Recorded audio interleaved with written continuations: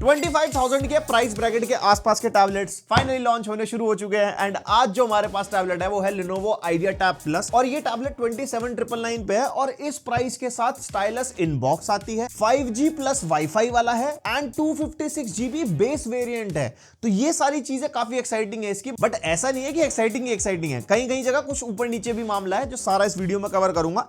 मैं इतना डब्बा खोलता हूं, तुम इतना लाइक सब्सक्राइब मारो, फटाफट मारो मारो मारो भाई साहब। तो यहाँ पे कुछ ऐसा बॉक्स मिल जाता है हमारे को, ऊपर टैबलेट बन रखा है, स्टाइलस भी बक्से के ऊपर ही बनी हुई है एंड यहाँ पे हमारे को सफेद चादर में टैबलेट मिल जाएगा सबसे पहले। उसके नीचे राइट साइड में 45 वॉट का अडाप्टर और type C to C cable and यहाँ पे एक तरफ हमारे को इसकी स्टाइलस मिल जाती है जिसके अंदर एक्स्ट्रा 2 टिप्स भी मिल जाएगी अगर फ्यूचर में चेंज वगैरह करनी हो। एंड भाई फाइनली ये आ जाता है हमारा टैबलेट और इसके नीचे आइडिया टैब आता है जो हमारा 22,000 के आसपास है। उसके अंदर भी 5G है लेकिन वो छोटा है, फिर बैटरी भी छोटी होती है उसके अंदर। फिर एक इनका आइडिया टैब प्रो आता है जिसके अंदर 5G नहीं मिलता लेकिन वो परफॉर्मेंस को टारगेट करता है। तो इन्होंने ना बीच में घुसा दिया दोनों टैबलेट के। और हाँ, ये वीडियो Lenovo के साथ कोलैबोरेशन में हम बना रहे हैं और टैबलेट की अगर आप लुक्स देखोगे ना, सेम जैसी इनके आइडिया टैब की लुक्स होती है वैसी ही है। वही पूरा मेटल का टैबलेट है, पूरा एंड तक जो फ्रेम है ना वो भी मेटल का ही है। और ये जो कैमरा वाला पोर्शन है ना, ये इतना सा बस पॉलीकार्बोनेट में होता है। हमारा एंटीना बैंड्स वगैरह है हमारे पूरे फ्रेम के ऊपर, इधर power button, dual speaker, Dolby Atmos की ब्रांडिंग, इधर की तरफ वॉल्यूम रॉकर बटन और 2 माइक्स हैं ऊपर और एक सिम ट्रे मिल जाएगी जिसके अंदर आप एक सिम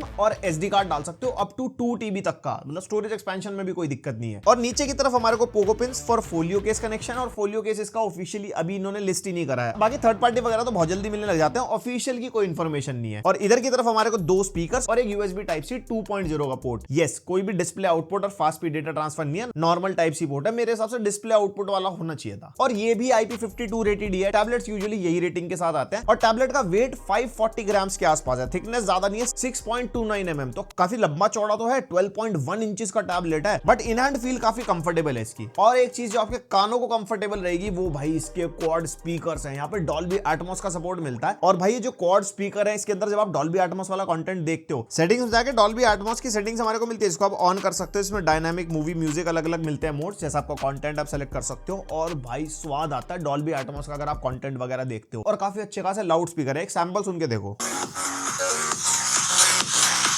लाउड है, क्लैरिटी भी फील होती है, सेपरेशन भी फील होता है और हल्का सा थंप भी है। और एक चीज बिल्कुल आउटस्टैंडिंग इस टैबलेट के अंदर वो है भाई हैप्टिक मोटर्स। टैबलेट्स के जितने भी रिव्यूज हमारे चैनल पे आप देखना, हम हर टैबलेट में बोलते हैं कि भैया हैप्टिक मोटर होनी चाहिए। अगर बंदा एक 5G टैबलेट ले रहा है, जरूरी थोड़ी है हमेशा रिंगिंग पे रखेगा, कभी साइलेंट पे भी रख सकता है कुछ भी। Lenovo वालों ने लिया कह रहे मोटर दे देंगे इसके अंदर, लेकिन मोटर बहुत बेसिक वाली है, वो होती है ना झिनझिन टाइप की। हाँ, बेसिक मोटर है जो आप टाइपिंग वगैरह में यूज कर पाओगे, कोई कॉल वगैरह आएगी उसके अंदर आपको नोटिफिकेशन वगैरह मिल जाएगा। और UI में भी इंप्लीमेंटेशन कर रखा है, जैसे वॉल्यूम कम ज्यादा करते हैं तो इसके अंदर वाइब्रेशन वगैरह थोड़ी सी फील होती है और ब्राइटनेस में भी फील होती है। Now coming on to the display, भाई डिस्प्ले बढ़िया अच्छी खासी 12.1 इंचेस की 2.5 की LCD डिस्प्ले मिलती है, लेकिन 90 हर्ट्ज का रिफ्रेश रेट। 120 हर्ट्ज मेरे हिसाब से कम होनी चाहिए थी। और मैं इसकी सेटिंग्स में भी देख रहा था, 90 से हम रिफ्रेश रेट 60 वगैरह पे चेंज भी नहीं कर सकते फॉर बैटरी सेविंग वगैरह, बस 90 पे ही चलती है। और UI वगैरह में भी 90 बढ़े चली थी। वैसे 10 पॉइंट मल्टी टच को सपोर्ट करती है डिस्प्ले। और डिस्प्ले की प्रोटेक्शन के बारे में कोई इंफॉर्मेशन नहीं है, तो भाई थोड़ा बचा के रखना। स्क्रीन गार्ड प्री अप्लाइड नहीं आता आउट ऑफ द बॉक्स, तो आप लगवा लेना अलग से। रेजोल्यूशन 2560 by 1600 है, 60:10 एस्पेक्ट रेशियो है, तो यहाँ पे कंटेंट व्यूइंग वगैरह के लिए अच्छा है। और बेजल जैसे टैबलेट्स के होते हैं उसके हिसाब से सही है, 87.5% के आसपास है। और TUV Rheinland flicker free and low blue light certification मिलती है अगर आप ज्यादा टैबलेट को यूज कर रहे हो, आंखों को नुकसान वगैरह नहीं पहुंचना चाहिए भाई साहब। और ग्लॉसी डिस्प्ले है तो फिंगरप्रिंट्स वगैरह तो दिखते हैं उसके ऊपर। एंड कलर गैमेट हम टेस्ट करे थे, वो अच्छा है, 100% sRGB है, 87% Adobe RGB, 90% P3। और ब्राइटनेस हमने टेस्ट करी 457 निट्स के आसपास नॉर्मली ब्राइटनेस मिली। और अगर इसको आउटडोर मोड पे टेस्ट करते हैं एक्स्ट्रा ब्राइटनेस ऑन करके, तो 750 निट्स के आसपास की ब्राइटनेस निकल के आती है, जो टैबलेट्स के हिसाब से अच्छी है। इंडोर यूज करना हो, आउटडोर यूज करना हो, डिस्प्ले अच्छी खासी ब्राइट फील होती है। और मल्टीमीडिया में वाइड L1 का सपोर्ट है, तो मैक्सिमम रेजोल्यूशन पे OTT पे कंटेंट आप देख पाओगे। लेकिन नेटफ्लिक्स के अंदर no HDR, no Dolby vision. And officially इस टैबलेट में कोई HDR या डॉल्बी विजन का सपोर्ट भी नहीं है। जैसे यूट्यूब पे कोस्टा रिका चलाई तो 1440p 60 मैक्स पे चलती है, उसमें कोई HDR शो नहीं करता। बाकी हाँ, कलर्स वगैरह बढ़िया है, कंटेंट वगैरह आप देखोगे देखने मजा आएगा। स्पीकर्स भी कॉम्प्लीमेंट करते हैं और कंट्रास्ट वगैरह एंड कलर्स वगैरह अच्छे दिखाई देते हैं। अब बातें कर लेते हैं थोड़ी तकनीकी। MediaTek Dimensity 6300 मिलता था आइडिया टैब में, इसके अंदर ज्यादा बड़ा इंक्रीमेंट नहीं है, 6400 है। और ये हमारा ऑक्टा-कोर प्रोसेसर है, LPDDR4X रैम है एंड UFS 2.2 स्टोरेज है, तो उसके हिसाब से obviously read and right speed वगैरह आपको कम मिलेंगी। एंड इसी प्राइस पॉइंट के आसपास इससे बेटर स्पेक्स वाले टैबलेट भी आपको मिल जाएंगे, लेकिन इसकी जो USP है ना, वो stylus with in the box,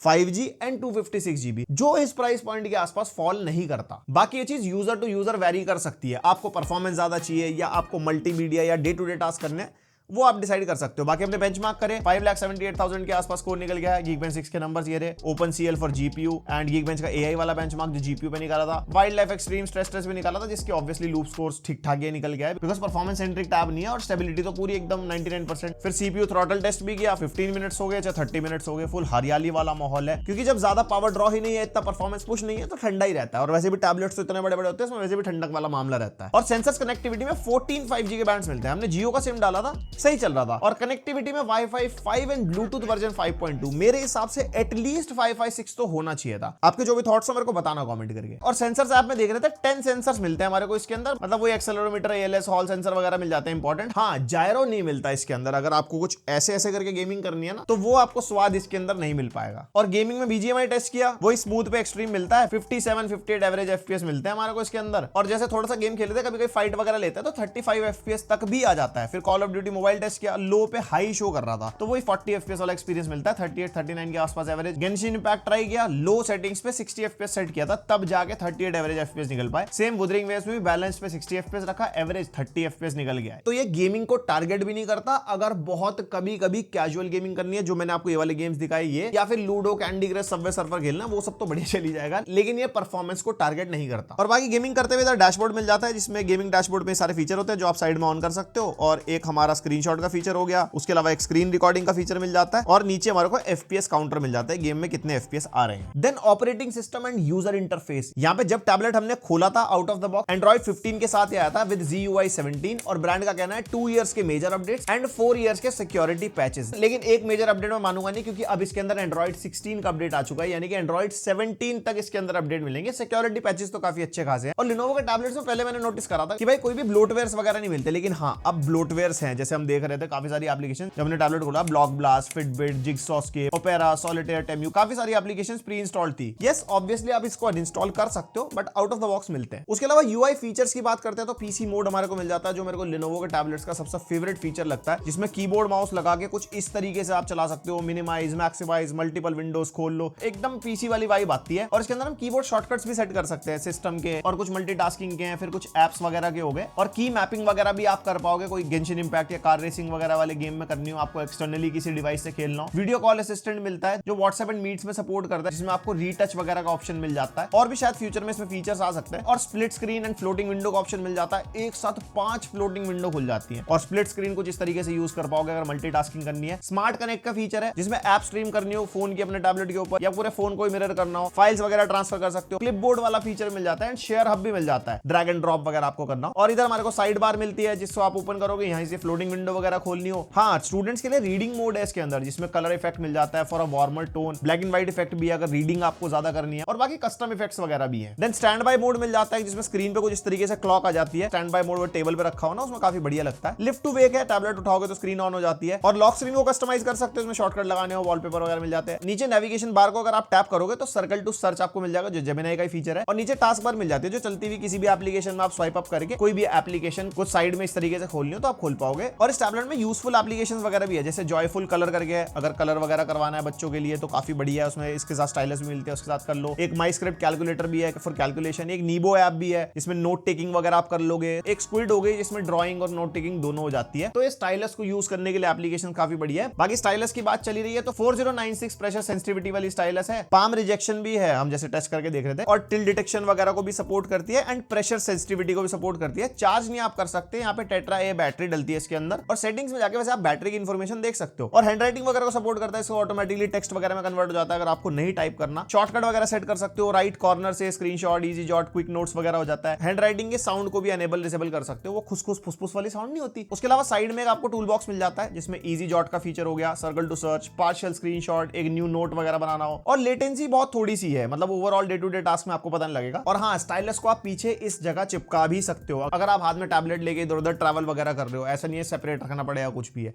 still magnet के थ्रू होता है, लग के गिर सकता है, लेकिन मैग्नेट काफी स्ट्रॉन्ग है, अगर ऐसे जोर जोर से हिलाते हैं ना तो स्टाइलस थोड़ी थोड़ी हिलती है लेकिन गिरती नहीं है। और कुछ AI फीचर्स भी आपको मिल जाएंगे, जैसे AI नोट्स जिसके अंदर कंटिन्यू राइटिंग, उसके अंदर भी काफी सारे स्टाइल्स मिल जाते हैं, AI रीराइट, AI समरी और circle to search Google Gemini का, वो मैं आपको बता ही चुका हूं। एंड इस टैबलेट के अंदर 10,200 mAh की बैटरी है। अगर आइडिया टैब से कंपेयर करते हैं तो उसके अंदर 7040 mAh थी। तो बैटरी जिनके लिए कंसर्न है, बैटरी का साइज अच्छा खासा बड़ा मिलेगा। 45 वॉट का जो चार्जर आता है ना इसके बॉक्स में, उससे फुल चार्ज होने में 1 आवर 10 मिनट्स 20 मिनट्स के आसपास लगते हैं। और हम टेस्ट करके देख रहे थे, हमारे केस में कंटिन्यूस टेस्टिंग होती है जिसमें वीडियो, मल्टीमीडिया, ऑडियो भी चल रही है, साइमल्टेनियसली एप्स भी चल रही हैं, डे टू डे वाले टास्क हो रहे हैं। 7 hours continuous screen on time ये देके गया, यानी कि अगर आप इसको ऑन एंड ऑफ चलाओगे तो 1 दिन 2 दिन या उससे ज्यादा भी बैटरी बैकअप निकाल सकते हो, डिपेंडिंग अपॉन योर यूसेज। आप नॉर्मल टास्क कर रहे हो, मल्टीमीडिया, गेमिंग कर रहे हो, ऊपर नीचे हो सकता है, मतलब बैटरी बैकअप के मामले में डिसअपॉइंट नहीं करेगा। देन आ जाते हैं कैमरास। रियर कैमरा 13 मेगापिक्सल है हमारा, फ्रंट 8 मेगापिक्सल है। वैसे मेरे हिसाब से फ्रंट ज्यादा मेगापिक्सल का होना चाहिए क्योंकि टैबलेट्स में फ्रंट ज्यादा यूज होता है फॉर वीडियो कॉलिंग या फिर आप क्लास वगैरह ले रहे हो। आपका जो भी ओपिनियन है मेरे को बताना। और अगर फ्रंट कैमरा से रिकॉर्ड करेंगे तो 1080p 30 पे रिकॉर्ड करता है ये, और कुछ ऐसी क्वालिटी है, थोड़ा चल के दिखा देता हूँ, स्टेबलाइजेशन वगैरह का आइडिया मिल जाएगा।